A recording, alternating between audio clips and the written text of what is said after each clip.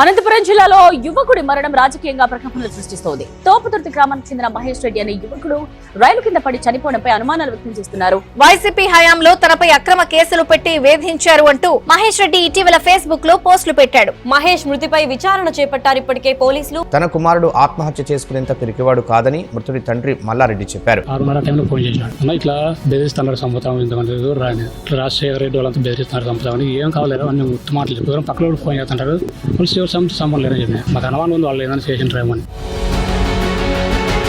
100% ఒక ఆర్కెస్ట్రేటెడ్గా జరిగిన హత్యగానే దీన్ని పరిగణించాలి. పరిటాల శ్రీరామ్తో ఒక సెల్ఫీ దిగినందుకే చంపేశారంటే వాళ్ళు ఎంత కూర మనస్కృతులు అయి ఉండాలి. ఒక యువకుడు తోపుదుర్తి ప్రకాష్ రెడ్డి గారితో భిన్నమైన రాజకీయ అభిప్రాయాన్ని కలిగి ఉన్నాడు అని చెప్పనే కారణంతో జీవితం ఒక అనుమానాస్పద స్థితిలో ముగవటం. మహేష్ రెడ్డి మరణం వెనక తోపుదుర్తి ప్రకాష్ రెడ్డి గారి సోదరుడు రాజశేఖర రెడ్డి గారి హస్తం ఉంది అని చెప్పని ఆరోపించడం. ప్రశ్నించినటువంటి వ్యక్తిని చంపడం అంటే అది చాలా దుర్మార్గమైనటువంటి పరిస్థితి. ప్రభుత్వం ఇటువంటి చర్యలని తీవ్రంగా కుపాదం మాపాల. ఇదే రాజశేఖర రెడ్డి గతంలో మీడియాతో మాట్లాడుతూ సూరి ప్రధాన అనుచరుడిగా ఉన్న మొద్దు శ్రీను ద్వారా మేము చంద్రబాబు నాయుడు గారిని లోకేష్ని ఎప్పుడో ఖతం చేసి ఉండేవాళ్ళము. ఏదో సాధించాలన్న తపనతోటే నాయకులు ఎమ్మడబడి తిరిగితే కుటుంబాలు బెలైపోతాయి. తద్వారా ఏమవుతుందంటే ఆ కుటుంబమే చిన్న భిన్నమై ఈర్ష్యా దేశంలో పగలకు నిలవగా మారిపోతుంది.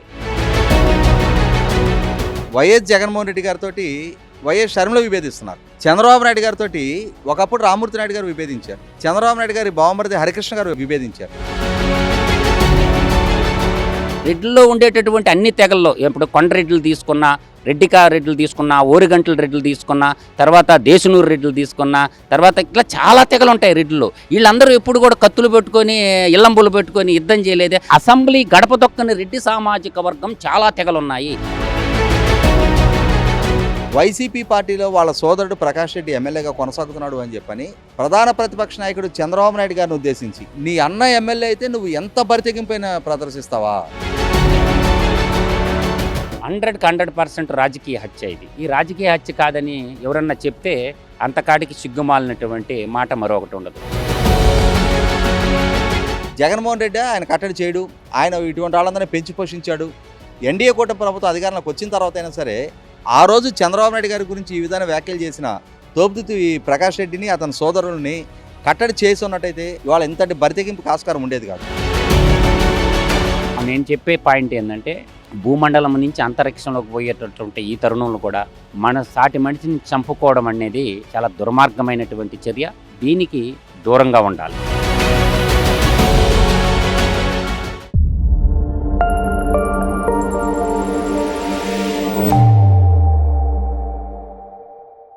ఇరవై 4 ఏళ్ల నవయువకుడు ఫేస్బుక్ వేదికగా తనకు జరిగిన అక్రమాలను ప్రశ్నించినందుకు, అలాగే తనపై పెట్టిన అక్రమ కేసులను ప్రశ్నించినందుకు 2019 అలాగే 2024 ఎన్నికల్లో తెలుగుదేశం పార్టీకి సపోర్ట్ చేసినందుకు రైల్వే పట్టాల మీద శవమై తేలడని ఎవరైతే యువకుడున్నారో అతని తండ్రి ఆరోపించారు. దీనికి సంబంధించి మనతో మాట్లాడడానికి ప్రముఖ రాజకీయ విశ్లేషకులు అప్సాన్ రాజేష్ గారు ఉన్నారు. వారిని అడిగి ఈ విషయం పట్ల మనం పూర్తి విషయాలు తెలుసుకునే ప్రయత్నం చేద్దాం. సార్, 24 ఏళ్ల యువకుడు, ఎంతో భవిష్యత్తు ఉన్నటువంటి యువకుడు ఫేస్బుక్ వేదికగా తనకున్నటువంటి భావ ప్రకటన స్వేచ్ఛలో భాగంగా ప్రశ్నించినందుకు రైలు పట్టాల దగ్గర శవమై తేలాడు. దీన్ని ఎలా చూడాలంటారు? వాస్తవంగా రాప్తాడు నియోజకవర్గం తోపుదుర్తి గ్రామానికి సంబంధించిన తోపుదుర్తి మహేష్ రెడ్డి 24 సంవత్సరాల యువకుడు.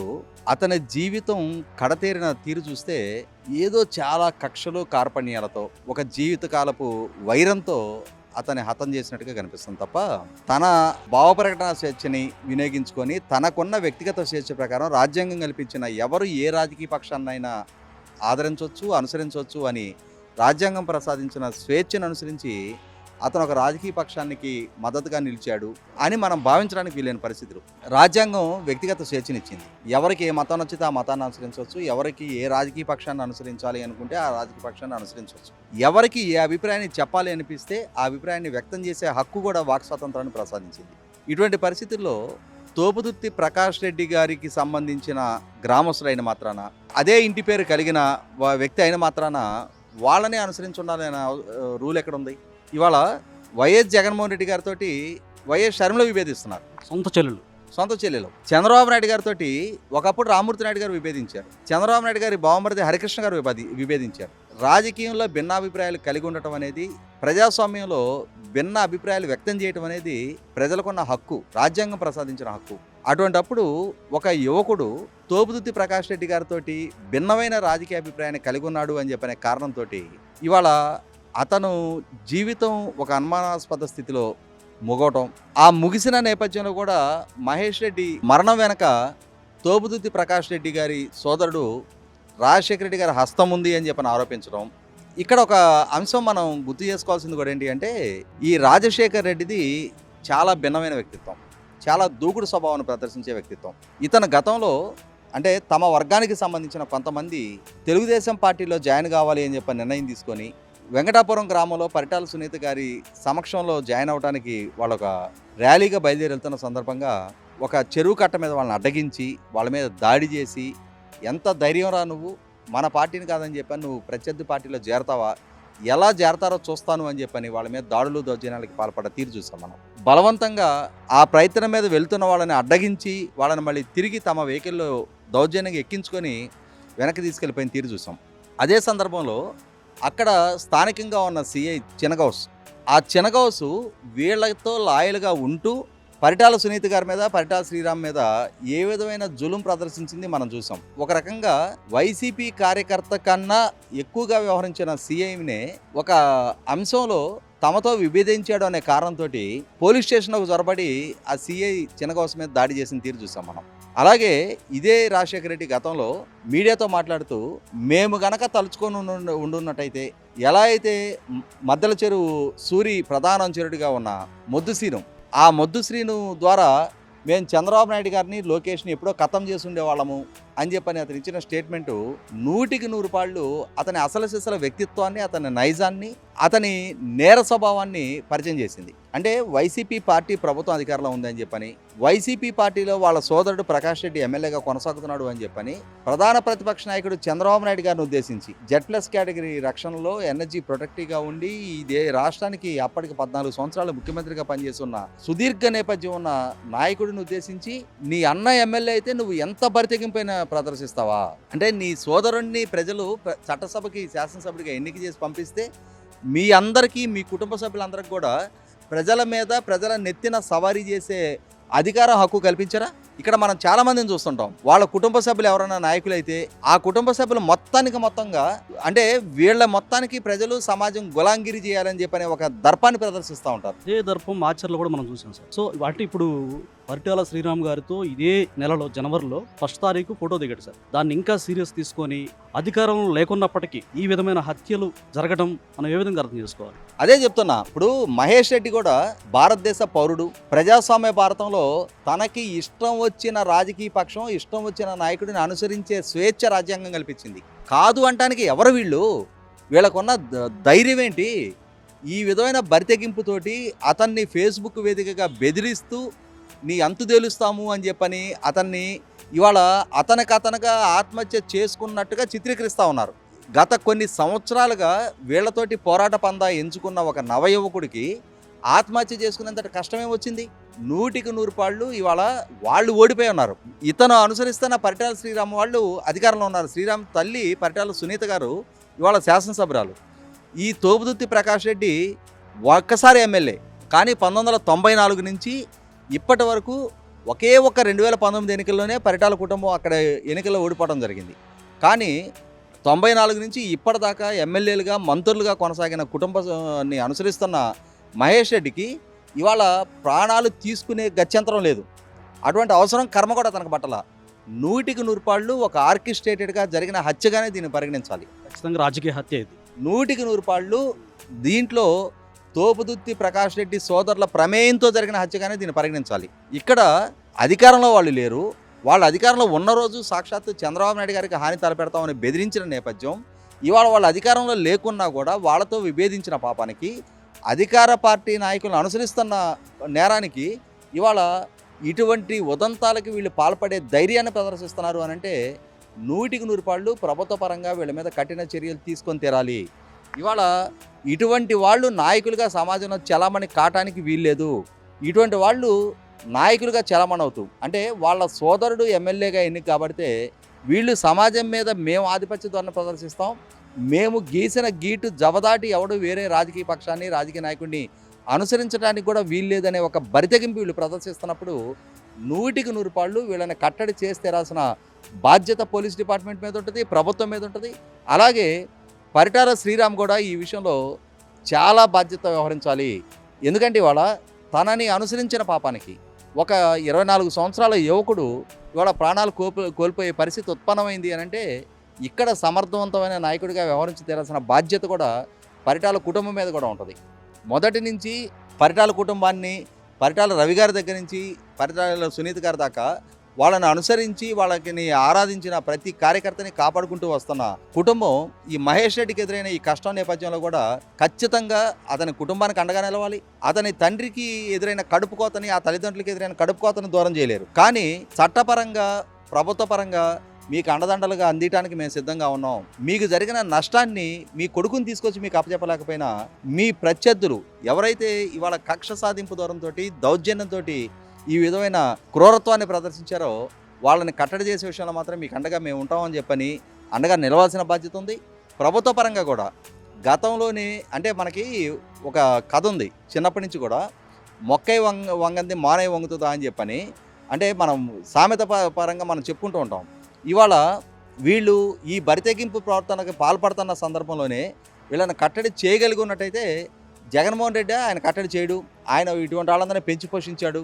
ఎన్డీఏ కూటమి ప్రభుత్వం అధికారంలోకి వచ్చిన తర్వాత అయినా సరే ఆ రోజు చంద్రబాబు నాయుడు గారి గురించి ఈ విధంగా వ్యాఖ్యలు చేసిన తోపుదుర్తి ప్రకాష్ రెడ్డిని, అతని సోదరుల్ని కట్టడి చేసి ఉన్నట్టయితే, వాళ్ళని పోలీస్ డిపార్ట్మెంట్ పరంగా కేసుల్లో లైబుల్ చేసి ఉన్నట్టయితే, వాళ్ళని చట్టానికి బాధ్యులుగా చేసి ఉన్నట్టయితే ఇవాళ ఇంతటి బరితెగింపుకి ఆస్కారం ఉండేది కాదు. కనీసం ఇప్పటికైనా సరే ప్రభుత్వ పరంగా కఠినమైన చర్యలు తీసుకోవాలి.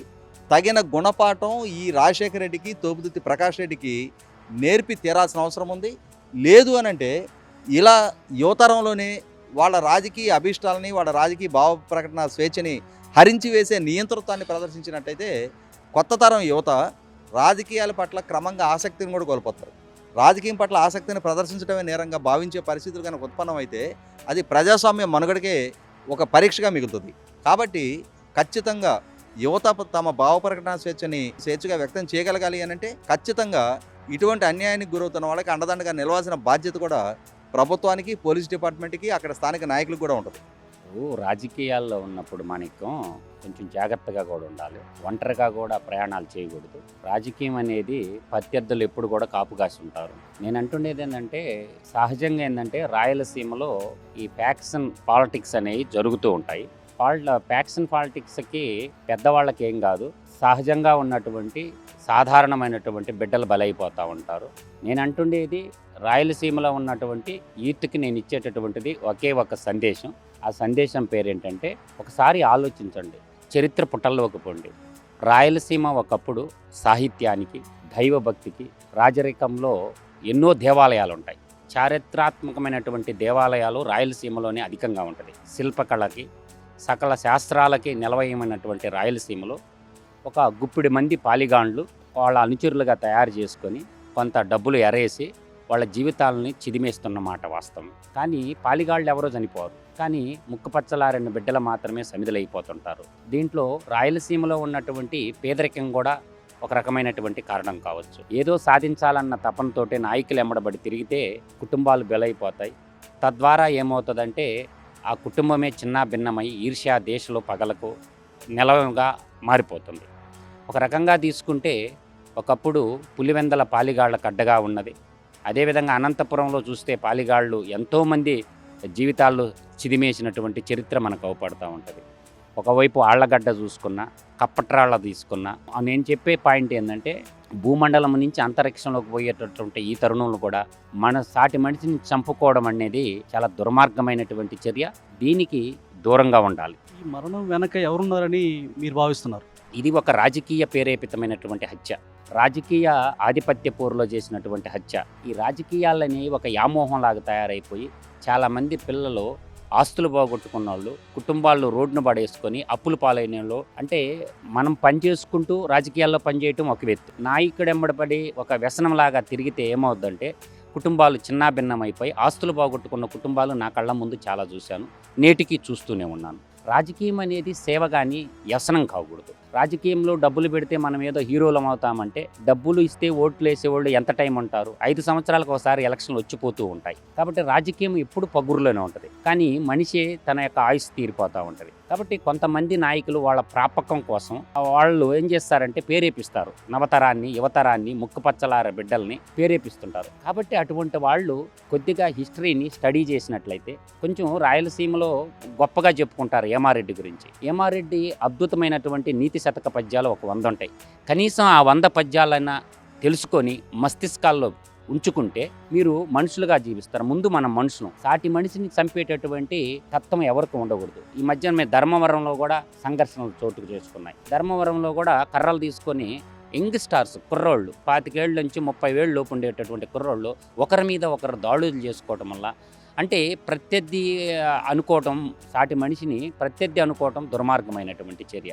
కాబట్టి రాజకీయాల్లో ఘర్షణాత్మకరణం కాకుండా సహేతుకమైనటువంటి విమర్శనాత్మకంగా విమర్శించడంలో తప్పు లేదు. ఒక ప్రశ్నించినటువంటి వ్యక్తిని చంపడం అంటే అది చాలా దుర్మార్గమైనటువంటి పరిస్థితి. ప్రభుత్వం ఇటువంటి చర్యలని తీవ్రంగా ఉక్కుపాదం మాపాల. ఈరోజు ఏంటంటే శాటిలైట్ టెక్నాలజీ ఉంది, ప్రతి ఒక్కరి చేతిలో మొబైల్ ఉంది. కాబట్టి డేటా అనేది దొరికిపోద్ది. ఖచ్చితంగా ఎవరితో మాట్లాడుతున్నాడు, అతను ఏం చేస్తున్నాడు, ప్రతిదీ దొరికిపోద్ది. కాబట్టి ఎవరైనా సరే కఠినంగా శిక్షించేసి అటువంటి హత్యలకు పాల్పడిన వ్యక్తులు ఎంత పెద్ద వ్యక్తులైనా సరే దాని వెనక పక్కన ఉన్నటువంటి, అంటే ఫ్రంట్ లైన్లోకి రారు, వాళ్ళు ఏంటంటే వెనక పక్క నుండి నడిపిస్తుంటారు. ఇది ఖచ్చితంగా రాజకీయ హత్య అంటారా? 100% రాజకీయ హత్య ఇది. ఈ రాజకీయ హత్య కాదని ఎవరన్నా చెప్తే అంతకాడికి సిగ్గుమాలినటువంటి మాట మరొకటి ఉండదు. ఇది ఖచ్చితంగా రాజకీయ హత్యే. కాబట్టి వర్గపూర్లో జరిగినటువంటి ఆ పిల్లోడు 25 ఏళ్ల వయసులో సమిధులైపోయాడు. అతనికి నచ్చలేదు. యువజన శ్రామిక రైతు పార్టీ నుంచి తెలుగుదేశం పార్టీ వైపు అడుగులేశాడు. పరిటాల శ్రీరామ్తో ఒక సెల్ఫీ దిగినందుకే చంపేశారంటే వాళ్ళు ఎంత కూర మనస్కృతులై ఉండాలి. కాబట్టి అతనికి ఏదో ఆర్థిక సమస్యలు ఉండాలి. ఆ ఆర్థిక సమస్యలు ఎందుకు వచ్చినాయి? ఆ బిడ్డకి ఉద్యోగం చేసుకోవాల్సినటువంటి దశలో రాజకీయ నాయకులు ఎమ్మడబడి తిరగడం వల్ల తనకి రోజువారీ ఖర్చులకు డబ్బులు ఎక్కడి నుంచి వస్తాయి. కాబట్టి రాజకీయ నాయకులు ఏదో చేస్తారు, మాకేదో ఇస్తారు, ఎక్కడి నుంచి తెచ్చిస్తారు. కాబట్టి మన కాళ్ళ మీద మనం పడుతూ నమ్మిన సిద్ధాంతానికి కట్టుబడి ఏదో ఒక పార్టీలో పనిచేయాలి, కానీ అల్పాదాయం కోసం పోసి ఆయుస్సు తీసుకోవటం, ఏదో పేరు ప్రతిష్టలకే పేరు పెన్న మోసింది నేల ఏదో మోసిందని అంటారు. కాబట్టి రాజకీయ రంగంలో ఉన్నప్పుడు ప్రజలకు సేవ చేయాలన్నటువంటి భావన నీలో ఉన్నప్పుడు నిస్వార్థంగా నీ పని నువ్వు చేసుకుంటూ ఖాళీ సమయంలో ప్రజలకు సేవ చేసేటటువంటి, ప్రజల్ని చైతన్యపరిచి ప్రభుత్వ సంక్షేమ పథకాలని ప్రజలకు చేరేటట్టు చేయటం అనేది ఇగ్నుడి యొక్క లక్షణం. అంతేగాక ప్రతీకారాలకు పోతే ప్రాణాలు తీసుకోవడం జరుగుద్ది. చంపుకోవడం అనేది మంచి ప్రక్రియ కానే కాదని మాత్రం నేను చెప్పగలను. మధుసూదన్ రెడ్డి గారు, రాయలసీమలోనే ఇప్పటికీ ఈ కంప్యూటర్ కాలంలో కూడా ఇలాంటి ఫ్యాక్షనిజం, ఇలాంటి హత్యలు జరగడాన్ని మనం ఎలా చూడాలంటారు? ఒక రకంగా అయినటువంటి దౌర్భాగ్యక పరిస్థితి అని నేను అంటాను. ప్రధానంగా పల్నాడు ప్రాంతం ఒకటి, రాయలసీమ కక్షలకి కార్పణ్యాలకి నిలవై ఉన్నటువంటిది. పేదరికం అనేది ప్రధానంగా అన్నటువంటి మానవ సంబంధాలన్నీ ఆర్థిక సంబంధాలే అని అంటారు. ఈ ఆర్థిక స్థితి ఎప్పుడైతే సరిగా లేకుండా ఉంటుందో ఆ ఆర్థిక స్థితిని ఎలా నిర్మించుకోవాలా, ఎలా సమకూర్చుకోవాలా అనేది తెలియకపోవటం వల్ల, తర్వాత రెండోది పేరు కోసం జరుగుతుంటాయి. కాబట్టి వర్గ శత్రువుని నిర్మూలించాలనుకోవడమే దుర్మార్గమైనటువంటి ప్రక్రియ. నేను అనేది నేటి తరం యువత తెలుసుకోవాల్సింది. రాయలసీమలో ఒకప్పుడు తీవ్రంగా ఉండేది, నేడు ఆ పరిస్థితులు అయితే లేవు. కొన్ని చోట్లకే పరిమితమైంది. పులివెందల, ఆ పక్క కొంచెం రాయలసీమ ఆళ్లగడ్డ, అటు అనంతపురం జిల్లాలో రాప్తాడు. రాయలసీమ అంతా లేదు. ఇప్పుడు చిత్తూరు జిల్లాలో కూడా చాలా తక్కువగా ఉంటుంది. అంటే కొన్ని ప్రాంతాలకు మాత్రమే, కొన్ని నియోజకవర్గాలకే ఇది పరిమితమై ఉంది. కాబట్టి రాజ్యపాలకులు ఏం చేయాలంటే ఆ ఏరియాలో పరిశ్రమలు ఇరువిరివిరిగా స్థాపించి వాళ్ళకు ఉపాధి కల్పించడం వల్ల, వాళ్ళకు ఉపాధి ఉన్నప్పుడు ఇటువంటి సంఘ విద్రోహ శక్తులమ్మడి పోరు. కాబట్టి రాయలసీమ ఇండస్ట్రియలైజేషన్ అవ్వాల్సినది తక్షణం కర్తవ్యంగా ఉంది. పాలకవర్గం ఏంటంటే ఆ విధంగానే ఇప్పుడున్న కూటమి ప్రభుత్వం అడుగులేస్తుంది. చాలా ప్రాజెక్టులు, గ్రీన్ ఎనర్జీ ప్రాజెక్టులు కానీ, ఆటోమొబైల్ ప్రాజెక్టులు కానీ, ఎలక్ట్రానిక్ ప్రాజెక్టులు కానీ అన్నీ కూడా రాయలసీమకు వస్తున్నాయి. ఓరకల్లు కానీ, కొప్పర్తి కానీ, అటు చూస్తే తడ కానీ, శ్రీ సిటీ కానీ, తిరుపతి కానీ చాలా ఇండస్ట్రియలైజేషన్ అవుతుంది. అనంతపురం జిల్లా మినీ ఇండియాగా తయారు కాబోతుంది. ఇండస్ట్రీలో ఒక నోయిడా లాగా తయారు కాబోతుంది. కాబట్టి నేటి తరం యువతరము ఆలోచన చేసుకోండి ఒకసారి. రాజకీయ నాయకులు ఎమ్మడబోయి మీ కుటుంబాలు సిదిమేసుకో చేసుకోవద్దు. దయచేసి రాజకీయ సిద్ధాంతాలు ఉంటాయి కానీ పరుష పదజాలాలకు పోకుండా సౌమ్యంగా ఉండటం. నేను అనేది ఏంటంటే, ఒకప్పుడు రాయలసీమలో బాగా విలసిల్లింది, దైవభక్తి అధికంగా ఉండేది రాయలసీమలో. కాబట్టి అక్కడ ఉన్నటువంటి భూమి చాలా తక్కువగా ఉంటుంది మాణిక్యం గారు. నిరుద్యోగం ఎక్కువ ఉండటం వల్ల ఇలాంటి జరుగుతున్నాయి. పేదరికం, నిరుద్యోగం, పంటలు పండే భూములు 2-3 సామాజిక వర్గాల చేతుల్లో ఉంటాయి. ప్రధానంగా ఏంటంటే దళిత సామాజిక వర్గం కానీ, బీసీ సామాజిక వర్గాల చేతుల్లో, మైనారిటీ అంటే ముస్లిం సామాజిక వర్గాల్లో భూములు ఉండవు. భూములు ఏంటంటే 2-3 వర్గాల చేతులు. అందులో రాయలసీమలో భూభాగం కూడా 30% ఉంటుంది. ఇది వ్యవసాయ యోగ్యమైన 70% అడవులు, కొండలు, గుట్టలతో ఒక రకంగా తెలంగాణని తలపిస్తూ ఉంటుంది. కాబట్టి అటువంటి పరిస్థితుల్లో ప్రభుత్వాలు సంకల్పించి ఇండస్ట్రియలైజేషన్ యుద్ధపాది ప్రతిజ్ఞ చేసి అక్కడ ఉన్నటువంటి నవతరానికి, నేటి యువతనికి, దళితులకి, మైనారిటీలకి వాళ్ళు అస్త్రాలుగా చేసుకుంటుండేది కూడా వాళ్ళ బిడ్డలు సమిధులు కావరు. ప్రధానంగా సమిధులు అవుతుండేది దళిత బిడ్డలు, బీసీ బిడ్డలు, మైనారిటీ బిడ్డలే ఎక్కువగా సమిధులు అవుతారు. వాళ్ళకు ఉపాధి ఉంటే ఆ వైపు పోకుండా వాళ్ళు కూడా ఉన్నత విద్యలు, ప్రభుత్వం కూడా సంకల్పించి ఉన్నత ఆశయాల వైపు ఉన్నత విశ్వవిద్యాలయాలను ఏర్పాటు చేసి వాళ్ళకి ఉపాధి కల్పన కానీ చేసినట్లయితే ఈ ప్యాక్షనిజాన్ని కోకట వేళ్లతో పెకిలించవచ్చు అనేది నా యొక్క భావన. ఈ రోజు చనిపోయింది రెడ్డి సామాజిక వర్గం సంబంధించిన వ్యక్తే. మీరు అన్నట్టుగా దళితులు కాదు, అలాగే మైనార్టీలు కాదు. రెడ్డి కమ్యూనిటీలో క్రోడ్ చనిపోవడాన్ని మనం ఫైనల్గా ఎలాగ అర్థం చేసుకోవాలి? ఇక్కడ కమ్యూనిటీ, రెడ్డి కమ్యూనిటీ అనేది ఒక రెడ్లు అంటే మీరు ఏదో అనుకుంటారు. రెడ్లలో కూడా దాదాపుగా చాలా తెగలు ఉంటాయి. రెడ్లలో ఎస్టీలు లేరా? రెడ్లలో నేను అనే వ్యాలిడ్ పాయింట్ ఇది. రెడ్లలో ఎస్టీలు లేరా? ఇవాళ రెడ్లలో బీసీలు లేరా? రెడ్లలో ఓసీలు లేరా? రెడ్లలో ఎస్టీలు ఉంటారు, రెడ్లలో బీసీలు ఉంటారు. రెడ్లలో అంటే కొంతమంది, అంటే గుప్పిడి మంది కోసం, ఒక గుప్పిడి మంది కోసము రెడ్లందరినీ ఒక హంతకులుగా చిత్రీకరించడం అంటే సొంత సామాజిక వర్గాన్ని కూడా వదిలిపెట్టలేదు అంటున్నాను. సొంత సామాజిక వర్గం అని ఎలా అంటాము? ఇప్పుడు కొన్ని గ్రామాల్లో కొన్ని తెగల రెడ్లే కలిసి ఉండరు. అటువంటప్పుడు ఇప్పుడు మా నెల్లూరు జిల్లాలోనే తీసుకుంటే ప్రధానంగా మేజర్గా ఒక 5 తెగల రెడ్లు ఉంటారు. మా ఏరియాల్లో తీసుకుంటే. పట్టణాల్లో వస్తే విలేజ్ల్లో ఈ నెరవాటి రెడ్లు, పెద్ద కంటి రెడ్లు ఒకే గ్రామాల్లో ఉంటారు. పంట రెడ్లు, పాకనాటి రెడ్లు వేరే గ్రామాల్లో ఉంటారు. అంటే అంతా ఒకటి ఎలా అవుతారు? కారు కదా. కాబట్టి కొంతమంది ఉంటారు. కాబట్టి వాళ్ళ కర్మ ఏంటంటే పారిశ్రామికవేత్తలు కొంతమంది యువతని చెడుదావా, తప్పుదావా పట్టిస్తున్నారు. కాబట్టి రాజకీయంగా ఉన్నత స్థాయిలో ఉండి వేల కోట్ల ప్రజాధనాన్ని లూటీ చేసినటువంటి కొన్ని 2-3 రెడ్లలో ఒక 4-5 తెగలే ఎక్కువగా దేశాన్ని దోపిడీ చేసింది. దాదాపుగా రెడ్లలో ఉండేటటువంటి అన్ని తెగల్లో, ఇప్పుడు కొండరెడ్లు తీసుకున్నా, రెడ్లు తీసుకున్నా, ఓరుగంటల రెడ్లు తీసుకున్నా, తర్వాత దేశనూరు రెడ్లు తీసుకున్నా, తర్వాత ఇట్లా చాలా తెగలు ఉంటాయి రెడ్లు. వీళ్ళందరూ ఎప్పుడు కూడా కత్తులు పెట్టుకొని, ఇల్లంబులు పెట్టుకొని యుద్ధం చేయలేదే. అసెంబ్లీ గడప తొక్కని రెడ్డి సామాజిక వర్గం చాలా తెగలు ఉన్నాయి. స్వతంత్రం వచ్చి 77 ఏళ్ళు అయితే నేటికి ఒక అసెంబ్లీ గడప తొక్కని రెడ్డి సామాజిక వర్గం చాలా మంది ఉంది. ఒకసారి నేను చెప్పేటటువంటి ఈ స్టాటిస్టిక్స్ని ఆలోచన బాగా చేసుకోమని చెప్తున్నాను అన్నమాట.